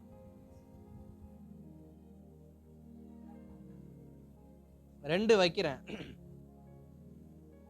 கோடை காலத்துல இந்த பக்கம் எனக்கு தேவையானது இருக்கு, என்னுடைய சரீரத்துக்கு தேவையான நீர் ஆகாரம், அது கம்மங்கூழா இருக்கலாம், பழைய சாதமா இருக்கலாம், தயிர், எனிவன். பட் இந்த பக்கம் ஆப்போசிட்டா ஒன்று இருக்கு, நல்ல சுட சுட மணக்க மணக்க பிரியாணி இருக்கு. என் மூக்கு எதை முதல்ல முகரும்? ஏன்? அதேதான். இன்றைக்கு வாழ்க்கைக்கு தேவையானதை நாம் முகருவதே இல்லை, ருசியை மாத்திரம் முகர்ந்து கொண்டிருக்கோம். ருசியை முகர்ந்து பிரியாணி தின்று தெம்பா இருந்துட்டீங்களா? அடிக்கிற வேலைக்கு அது கிளப்பி விட்டுரும், தண்ணி குடிக்கணும், பேதி ஆயிரும், பின்னாடியும் பிடுங்கும் முன்னாடியும் பிடுங்கும். 150 ரூபா கொடுத்து பிரியாணி தின்ட்டு 250 ரூபாய்க்கு இப்போ டாக்டருக்கு செலவு பண்ணணும். டோட்டல் எவ்வளோ ஆச்சு? 500 ரூபா ரவுண்டு போய். நேற்று வச்ச சோறில் தயிர் தின்னுருந்தாக்க 10 ரூபா தான் தயிர் பாக்கெட்டு. 10 ரூபா தயிர் நேற்று வச்ச பழைய சோறு. வீட்டில் உப்பு எப்பயுமே இருக்கும், அது போதும். 10 ரூபாயில முடிய வேண்டியதை நான் எது வரைக்கும் கொண்டு போயிருக்கேன்? காரணம் என்ன? நான் எதை அதிகமா எடுக்கிறேன்? எனக்கு எந்த வாசனை முக்கியமா இருக்கு? பிரியாணியில வாசனை இருக்குங்க, ஆனா பழைய சோத்துல வாசனை இருக்காது. பழைய சாதத்துல தண்ணீருக்கு வாசனை இருக்கா? தண்ணீருக்கு நிறம் இருக்கா? தண்ணீருக்கு மனம் இருக்கா? ஆனா அதுல தாங்க உயிர் இருக்கு. கர்த்தருடைய வசனம் பார்ப்பதற்கு நிறமற்றதா இருக்கும், கர்த்தருடைய வசனம் பார்ப்பதற்கு உயிரற்றதா இருக்கும், கர்த்தருடைய வசனம் பார்ப்பதற்கு இதெல்லாம் ஒரு விஷயமா இருக்கும், ஆனா அதுக்குள்ளதான் ஜீவன் இருக்கு. அதுதான் யாருக்கும் தெரிய மாட்டேங்குது. நமக்கு தேவையானதெல்லாம் பார்க்க பளபளப்பா இருக்கணும், வாசனை 2 தெருக்கு இழுக்கணும், ஆனா சாப்பிட்டு 500 ரூபாய்க்கு செலவு பண்ணணும். எனக்கு தேவை என்ன? அது போலதான் பணமும். எனக்கு அது பார்க்க நல்லா தெரியுது, நான் சம்பாதிக்கிறேன், பட் அது என் வாழ்க்கைக்கு தேவை கிடையாது. பணம் என்னுடைய உலக பிரகாரமான அத்தியாவசியமான தேவையை சந்திப்பதற்கே மாத்திரமே தவிர அதுவே என் வாழ்க்கையின் அவசியமா என்ன பண்ணக்கூடாது, இருக்கக்கூடாது. அப்ப எனக்கு அவசியம் எது? கர்த்தருடைய வசனம் மட்டும்தான். கர்த்தருடைய வசனத்தை யார் தங்கள் வாழ்க்கையின் முதன்மையாக கர்த்தருடைய வார்த்தையை வைத்து, ரூத்தை போல நான் உம்மை பின்பற்றுகிறேன் ஆண்டவரே, எனக்கு மற்றதெல்லாம் வந்தாலும் வராட்டி எனக்கு அதை பற்றி கவலை இல்லை. ஏன்னா ரூத் நெகோமி கூட போனால் பணம் கிடைக்கணும் போகலை, நெகோமி கூட போனால் மரியாதை கிடைக்கணும் போகலை, நெகோமி கூட போனால் ஒரு வாழ்க்கை கிடைக்கும். அந்த அம்மாவுக்கு அதுதான் தேவை. மரியாதையோ புகழோ பெயரோ இல்லை, ஒரு நல்ல ஒரு வாழ்க்கை, ஒரு சமாதானமான ஒரு சின்ன லைஃப் தான், சின்ன கூரை வீடு தான். ஆனால் அந்த கூரை வீட்டுக்குள்ள ரூத்தும் நகோமி எப்படி இருந்தாங்க? சந்தோஷமா இருந்தாங்க. இன்னைக்கு 2 மாடி 3 மாடி வீடு கட்டி என்ன இல்லை? சந்தோஷம் இல்லை. ஏன்? இவன் எப்போ தூங்க வருவானே தெரியாது. வீட்டில் உட்காந்து ஒர்க் ஃப்ரம் ஹோம், எப்போ பாரு பணம் பணம் பணம் பணம் பணம். பணத்தை சம்பாதிச்சாங்க, அன்பை சம்பாதிக்கலை. பணத்தை சம்பாதிச்சாங்க, தேவ அன்பை சம்பாதிக்கலை. அப்போ நம்ம பணம் எல்லா ஆசைக்கும் எப்படித்தான் இருக்கு? ஆணி வேறையா தான். அதனாலதான் வேதம் சொல்லுது, அந்த ஆணி வேருக்கு தேவையான வாசனை பிரியாணி அல்ல, நீர் ஆகாரம். பணம் என்கிற வாசனை அல்ல, வசனம் என்கிற வாசனை. என் வாழ்க்கையில் வசனத்துடைய வாசனை எந்த அளவுக்கு பரவுதோ அந்த அளவுக்கு என்னைய மீண்டும் ஆண்டவர் ரீக்ரியேட் என்ன பண்ணுவார்? நிச்சயம் பண்ணுவார். அந்த சமாரிய ஸ்திரீயுடையதான சந்ததியவே கர்த்தர் மாத்துறாரு. அந்த சமாரிய ஸ்திரீடைய அம்மா நமக்கு தெரியாது, பட் சமாரிய ஸ்திரீயை நமக்கு தெரியும். அந்த அம்மாவுடைய லைஃப்ல எது முக்கியமா இருக்கு? பணம். பணத்தினால வரக்கூடியதான உலக அந்த இச்சை, சம்திங், அந்த பாவம், அந்த பரியாசம், அந்த துன்மார்க்கம் எல்லாமே உள்ள உண்டாகுது. அந்த ஸ்தோத்திரம் சங்கீதம் 1:1 வாசிச்ச துன்மார்க்கம், பாவி, பரியாசம் எல்லாமே இருக்கு. பணமும் இருக்கு. பட் என்ன இல்ல? துளிர்விக்க கூடிய எதுவுமே இல்லை. நம்ம கிட்ட துளிர்விக்க கூடிய விஷயம் இருக்கான்னு பார்க்கணும். நம்மளை எது துளிர்விக்க போகுது? என்னை எது வளர்க்க போகுது? எது நம்மளை வளர்க்கும்? எது நம்மளை ஒடுக்கும்? கர்த்தருடைய வசனம் என்றைக்கும் என்னை ஒடுக்காது. கர்த்தருடைய வசனம் என்றைக்கும் என்னை ஒடுக்காது. அது என்றைக்குமே என்னை வளர்க்கக்கூடியதாக தான் இருக்கும். அதனால தான் லூக்காவின் புஸ்தகம் 8:1 சொல்கிறது, விதை என்பது கர்த்தருடைய வசனம். அது வளர செய்யுமே தவிர விதை ஒரு நாளும் நம்மளை என்ன பண்ணாது. விதையை நம்பி நம்ம போடுறோம். எதுக்கு போடுறோம்? அது வளரும்.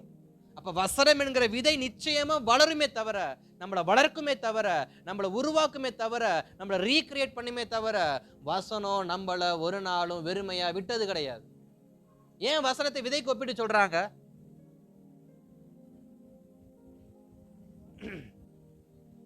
ஒரு விதை,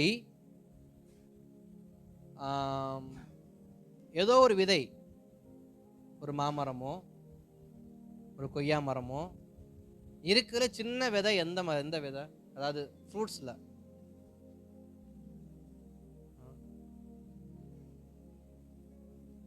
தெரியாம தாங்க கேட்குறேன், புரியல. இல்லை சாப்பிட்ற பழங்கள், கொய்யாப்பழம். ஆனால் அது விதைய சின்னதாக தானே இருக்கு. ஒரிஜினல் விதையும் அப்படி தானே இருக்கும். சரி, ஓகே. இப்போ இந்த கொய்யாப்பழ விதை இருக்குல்ல, இந்த கொய்யாப்பழ விதையை பார்க்குறப்ப இதுக்குள்ளே இருந்து கொய்யாப்பழம் வரும்னு யாரும் கனவு கொண்டு போமா? இதுக்குள்ளே இருந்து ஒரு மரம் வளரும். இதுக்குள்ளே இருந்து என்ன வளரப்போகுது? ஒரு ஒரு ஒரு பிக்கஸ்டான ஒரு மரம் வளரப்போகுது. அதுக்குள்ளே இருந்து எண்ணி முடியாத இலைகள் என்ன ஆக போகுது? வளரப்போகுது. அதுலேருந்து எண்ணி முடியாத கனிகள் வளரப்போகுதுன்னு அந்த விதையை பார்த்தா தெரியுமா? வசனமும் அது போல தான். பார்த்தாலான்னு தெரியாது. வசனத்தை பார்க்குறப்பையும் படிக்கிறப்பையும் புரியாது. அதை விதைக்கிறப்ப தான் புரியும். விதையானது பார்க்கும்போது தெரியாதுங்க, விதையானது விதைக்கப்படும் போது தான் தெரியும். அதே போலதான் கர்த்தருடைய வசனம் பார்க்கிறதற்கு வெறுமையா இருக்கும், பார்க்கிறதற்கு தோற்றமற்றதா இருக்கும், விசுவாசிக்க கூடுவதற்கு ஏதுவற்றதா இருக்கும். ஆனா அந்த வசனத்தை விதைச்சு பாருங்க மனசுக்குள்ள, அதுல இருந்து முளைக்கும் அடுத்து ஒரு துளிர். அது முளைக்க முளைக்க முளைக்க முளைக்க யாருமே கனவு கண்டிருக்க மாட்டோம். ஒரு மாங்கொட்டையில இருந்து ஒரு மாந்தோப்பு வரும்னு யாரும் கனவு கண்டிருக்கோமா? எப்ப அது தோப்பா மாறும்? மாங்கொட்டை எப்ப தோப்பா மாறும்? அது புதைக்கப்படும் பொழுது. அது புதைத்தா அது ஒரு மரமா வரும். அந்த ஒரு மரத்திலிருந்து வரக்கூடிய கனிகள் அடுத்து அடுத்து அடுத்து அடுத்து பறவைகள் நிமித்தமோ, மனிதர்கள் நிமித்தமோ, மிருகங்கள் நிமித்தமோ அதை டிரான்ஸ்பர் ஆக ஆக அது ஒரு தோப்பா மாறும். ஆனா அதே ஒரு மாங்கொட்டையை கையில வச்சுக்கிட்டு இது 10 வருஷம் கழிச்சு ஒரு பெரிய தோப்பா இருக்குன்னு எவனாவது சொன்னா நம்ப முடியுமா? அந்த கொட்டை என்ன எங்க தான் இருக்கு? அந்த மா விதை எங்க தான் இருக்கு? கையில இருக்கு. நான் கையில வச்சுட்டு என்ன சொல்றேன்? இந்த மா விதை சீக்கிரமா ஒரு தோப்பா மாறிடும். இன்னும் 10 வருஷத்துல பாரு, இது ஒரு பெரிய மாந்தோப்பா மாறிடும். இந்த 1.5 ஏக்கரா முழுக்க பாரு, இந்த மாந்தோப்பு வந்துருமா? வசனத்தை நம்ம என்ன பண்றோம்? பார்த்துக்கிட்டே இருக்கிறோம். கர்த்தனையை சுகமாக்கிடுவார், கர்த்தனை நிந்தனையை போக்கிடுவார், கர்த்தர் எனக்கு நல்ல இடத்துல கொடுப்பாரு. வச்சுக்கிட்டே இருந்தா வந்துருமா? எங்க வச்சாதான் வரும்? விதையானது புதைக்கப்படும் பொழுது அது முளைக்கப்படும். வசனம் விதைக்கப்படும் பொழுது, வசனம் விசுவாசத்தோடு விதைக்கப்படும் பொழுது, அந்த விசுவாசத்தோடு விதைத்த அந்த விதை எனக்குள் என்ன ஆகும்? ஒரு பெரிய மரமாக வளரும். அப்ப ஸ்தோத்திரம், அங்க வசனம் சொல்லுகிறது, நீரோடே அருகே நடப்பட்ட மரங்கள் மிகுந்த கனி உள்ளதா என்ன பண்ணுச்சு? இருந்துச்சு. தேவன் விரும்புகிறது என்ன? நீங்கள் கனி உள்ளவர்களா என்ன பண்ணுங்க? வாழுங்க. கனியற்றவர்களா என்ன பண்ணாதீங்க? கனி உள்ளவர்களாய் வாழுங்க. அன்போடு வாழுங்க, சமாதானத்தோடு வாழுங்க, சந்தோஷத்தோடு வாழுங்க. ஆவியின் கனிகள் நமக்குள் என்ன ஆகணும்? வெளிப்பட ஆரம்பிக்கும். கனி இல்லாத மரம் வெட்டுண்டு அக்கினியில் போடப்படும். அப்போ ஆவிக்குரிய கனி இல்லாத ஒரு வாழ்க்கையை நான் வாழ்ந்தேன்னா என் வாழ்க்கை எங்கே தான் போகும்? அக்கினிக்கு தான் போகும். மரம் இருக்குங்க, நான் நீரோடை மறிய தான் இருக்கேன், நடப்பட்டு இருக்கிறேன், வளர்ந்து இருக்கிறேன். ஆனால் என்கிட்ட என்ன இல்லை? கனி இல்லைன்னா ஆண்டவர் என்ன பண்ணுவார்? வெட்டி தூக்கி போட்டுருவார். நீரோடை அருகே இருந்தாலும் அந்த வேரானது தண்ணீரை உள்வாங்கினால் உள்ளே போகிற தண்ணீர் அதற்கு பசுமையான தோட்டத்தையும், உள்ளே போகிற தண்ணி அதற்கு பழங்களை என்ன பண்ணும்? ப்ரொடியூஸ் பண்ணுறதுக்கு பலன் கொடுக்கும். ஸ்தோத்திரம். புரிஞ்சிருக்கும் நம்புகிறேன், விசுவாசிக்கிறேன். நம் வாழ்க்கைக்கு தேவையானது ஒரு நீரோடை. அந்த நீரோடை அருகே நான் எப்படிப்பட்டவனாக இருக்கணும்? தாகத்தோடு இருக்கும். மீண்டும் 2 அத்தியாயங்கள் வரக்கூடிய நாட்கள் என்ன பண்ணப்படும்? பிரசங்கிக்கப்படும் என்று நான் நம்புகிறேன். கர்த்தர் நல்லவர். அப்போ நம்முடைய வாழ்க்கைக்கு ஒரு நீரோடை தேவை. அந்த நீரோடை மத்தியில் நான் எப்படிப்பட்டவனாக இருக்கணுமா? தாகத்தோடு இருக்கணும். எப்படி இருக்கணும்? தாகத்தோடு இருக்கும்.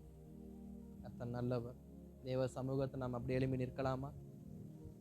தேவனை நோக்கி. ஒருவேளை நான் நீரோடை அருகே இருக்கிற மரமாக இருந்தாலும், தாகமற்ற மரமாக இருந்தால், தேவனை நோக்கி, ஆண்டவரே எனக்கு ஒரு நல்ல தாகத்தை ஏற்படுத்துங்கப்பா. நான் நீரின் சுவாசத்தை, வாசனையை, தண்ணீரின் வாசனையை நான் எடுக்கத்தக்க எனக்கு கிருபை தாங்கப்பா. தேவ சமூகத்தை நோக்கி, ஆண்டவரே நான் நீரோடை அருகே இருக்கிறேன், நான் சபைக்குள்ளே இருக்கிறேன், என்கிட்ட தண்ணீர் இருக்கு, ஆனால் அந்த வாசனை தெரியாதவனாகவே நான் வளர்ந்துட்டேன்ப்பா. தண்ணீரின் வாசனையை அறியாதவனாக, தண்ணீரின் வாசனையை உணராதவனாக, தண்ணீரின் வாசனையை ஏற்றுக்கொள்ளாதவனாகவே நான் வளர்ந்துட்டேன்ப்பா. எனக்கு மீண்டும் இந்த தண்ணீரின் வாசனை எனக்கு தாங்க. மீண்டும் எனக்குள் தண்ணீரின் வாசனை எனக்கு தாங்க.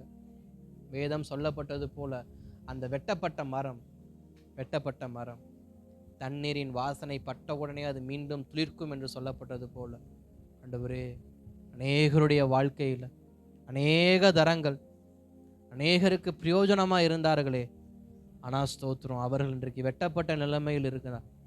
மீண்டும் எங்களை ரீக்ரியேஷன் பண்ணுங்கப்பா, ரீஜென்ரேஷன் ஆக்குங்கப்பா. என்னை மறுபடியும் உருவாக்குங்கப்பா. தேவனை நோக்கி கேளுங்க, என்னை மறுபடியும் உருவாக்குங்கப்பா. நான் உடைந்து போயிருந்தாலும் என்னை மறுபடியும் உருவாக்குங்கப்பா. எனக்கு பணம் தான் முக்கியம், எனக்கு பணம் இருந்தால் தான் மரியாதை, பணம் இருந்தால் தான் மரியாதை, பணம் இருந்தால் தான் மரியாதை நான் நினச்சிக்கிட்டு இருந்தேன். ஆண்டவரே அந்த எண்ணத்தை நிலந்து நீக்குங்கப்பா. கர்த்தருடைய வசனம்தான் என்னை உயர்த்தும், கர்த்தருடைய வசனம்தான் என்னை உயர்த்தும், கர்த்தருடைய வசனம்தான் என்னை உயர்த்தும் என்கிறத நான் புரிஞ்சுக்கிட்டேன். தேவ சமூகத்தை நோக்கி, ஆவியானவரே ஆவியானவரே எங்களை உமது கரத்தில் விற்கிறோம்ப்பா, எங்களை உமது கரத்தில் விட்டு கொடுக்குறோம்ப்பா. பண ஆசை கொண்ட என்னுடைய வாழ்க்கை மாறட்டும்ப்பா. பண வாசனை கொண்டிருந்த என்னுடைய சுவாசம் மாறட்டும்ப்பா. பணமே என் சுவாசமாக வைத்திருந்த என் சுவாசம் மாறட்டும்ப்பா. இனி என் வாழ்க்கையில் பணத்துக்கு நான் முக்கியத்துவம் கொடுக்காம, பணம் இருந்தாதான் எத்தனை முறை பேசியிருப்போம். தெய்வ சமூகத்தில் சொல்லுங்க, ஆண்டவரே இனி நான் பேச மாட்டேன்ப்பா, இனி நான் பணத்தை குறித்து நான் பேச மாட்டேன்ப்பா. பணம் இருந்தால் தான் மரியாதைன்னு நான் பேச மாட்டேன், பணம் இருந்தால் தான் கௌரவம்னு நான் பேச மாட்டேன், பணம் இருந்தால் தான் எனக்கு எல்லாமே கிடைக்கும்னு நான் பேச மாட்டேன். அந்த பேசின வார்த்தையெல்லாம் மன்னிங்கப்பா. கர்த்தருடைய வசனம், கர்த்தருடைய வசனம், கர்த்தருடைய வசனம், எனக்கு வசனம் போதும்ப்பா. நான் வசனத்தால் உயிர் வாழக்கூடிய மனுஷனாக என்னைய மாற்றுங்கப்பா. நீரோடை அருகே இருந்த எலியாவை போல, நீரோடை அருகே போன நாகமானை போல, நீரோடை அருகே நடப்பட்ட மரத்தை போல என் வாழ்க்கை மாற என்னை விட்டு கொடுக்குறேன்ப்பா. என் வாழ்க்கை மாற என்னை விட்டு கொடுக்குறேன்ப்பா. என் வாழ்க்கை மாற என்னை விட்டு கொடுக்குறேன்ப்பா. என் வாழ்க்கை மாற என்னை விட்டு கொடுக்குறேன்ப்பா. தெய்வ சமூகத்தை நோக்கி ஹல்லேலூயா. கைகளை உயர்த்தி தெய்வ சமூகத்தை நோக்கி, நீரோடை அருகே வளர்கின்ற மரம் நான், வேர்கள் சொல்லலாமா? ஆண்டவரே நான் உம்முடைய அருகிலே வளர்கிறேன்ப்பா. நீரோடை அருகே வளர்கின்ற மரம் நான், வேர்கள் தண்ணீருக்குள். பயமில்லை எதை குறித்தும், பயமில்லை வெயில் காலத்தில், பயமில்லப்பா, பயமில்லை வெயில் காலத்தில் பஞ்சத்திலும் கவலைப்பட போறதில்ல. பஞ்சத்திலே கவலை இல்ல. நான் அபிஷேகம் பண்ணப்பட்டவன். நான் அபிஷேக நான் தேவனுடைய வசனத்தால் அபிஷேகம் பண்ணப்பட்டவன்ப்பா. தேவாலயத்தில் சமூகத்தில் வளரக்கூடிய மனுஷன்ப்பா நான். நான் அபிஷேக ஒளிவ மரம், தேவாலயத்தில் வளர்கின்றவள், என் நேசரன்பில் என்றென்றைக்கும் நான் நம்பிக்கை வைத்துள்ளே. என் நோக்கி ஒப்பு நேசரன்பில் கொடுக்கலாமா? என்றென்றைக்கும் நான் நான் உம்மிடத்தில் நன்மை வைக்கிறேன்ப்பா. நம்பிக்கை நான் உம்மிடத்தில் வளருகிறேன்ப்பா. வைத்துள்ளே. இருதயத்தின் ஆழத்தில் இருந்து ஆண்டவரே, நான் உம்முடைய வாசனையை Amen. ஏற்று வளர என்னை விட்டு கொடுக்கிறேன்ப்பா. எனக்கு வசனத்தின் வாசனை வரட்டும். Amen. எனக்கு வசனத்தின் வாசனை வரட்டும். Jesus. என்னுடைய வேர்கள் தண்ணீருக்குள் இருந்தாலும், நான் சபைக்குள் இருந்தாலும், நான் ரட்சிப்புக்குள் இருந்தாலும், என் வாசனை வேறிடத்தில் இருக்குப்பா. என் வாசனை வசனத்துக்கு நேராய் மாறட்டும். Amen. என் வாசனை வசனத்துக்கு நேராய் மாறட்டும். என் வாசனை வசனத்துக்கு நேராக மாறட்டும். எங்களை விட்டு கொடுக்குறோம்ப்பா. எங்களை விட்டு கொடுக்குறோம். எங்களை விட்டு கொடுக்குறோம். ஆவியில் ஏவப்பட்ட ஒருவர், சகோதரர்கள் பகுதியில் ஒருவர் ஜெபிக்கலாமா? ஆண்கள் பகுதியில் ஒருவர் கேட்கப்பட்ட வசனத்தை கடந்த மனதில் வைத்து, ஆண்டவரே, எங்கள் வாசனை தண்ணீருக்குள்ளே இருக்கணும்ப்பா, வசனத்துக்குள்ளே இருக்கணும்ப்பா, நாங்கள் உம்மிடத்தில் தாகமாக இருக்கணும்ப்பான்னு சொல்லி